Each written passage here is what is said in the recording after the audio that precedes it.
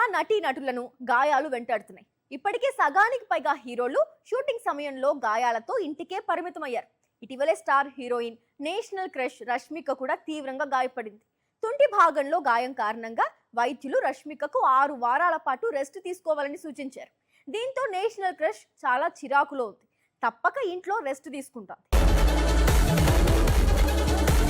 Pan India nation crush Rashmika ఇటీవల తీవ్రంగా గాయపడ్డ సంగతి తెలిసింది. తాను నటిస్తున్న విమెన్ సెంట్రిక్ మూవీ మైసా కోసం ఓ కీలకమైన సన్నివేశం చిత్రీకరిస్తున్న సమయంలో రష్మికకు గాయమైంది. తుంటికి కాలును కలిపే టెండన్స్ ఒకవైపు 4 ఉంటాయి. కుడి తుంటిలో ఒక టెండన్ ఊడిపోయింది. కాలు పైకెత్తాలంటే అది మళ్లీ అతుక్కోవాలి అంటూ రష్మిక ఇటీవల తన గాయానికి సంబంధించిన వివరాలతో పోస్ట్ పెట్టుకొచ్చింది. గాయాలు కావటం చిరాకు తెప్పిస్తుందని, ఇలాంటి గాయం కావటం తనకు 3వసారని, గ్యాప్ లేకుండా షూటింగ్స్ లో పాల్గొంటున్న తనకు తగిన విశ్రాంతి తీసుకునేందుకు దేవుడే ఈ గాయం బారిన పడేలా చేశాడని భావిస్తున్నట్లుగా తెలిపింది రష్మిక.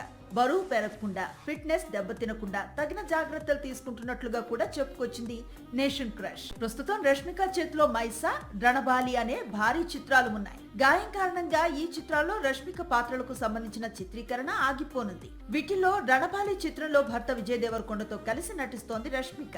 ఈ చిత్రం సెప్టెంబర్ 11న విడుదల కావాల్సి ఉండగా ఇప్పుడు రష్మిక గాయం కారణంగా రణబాలి ముందుగా అనుకున్న తేదీకి విడుదల అవుతుందా లేదా అన్నది అనుమానమే.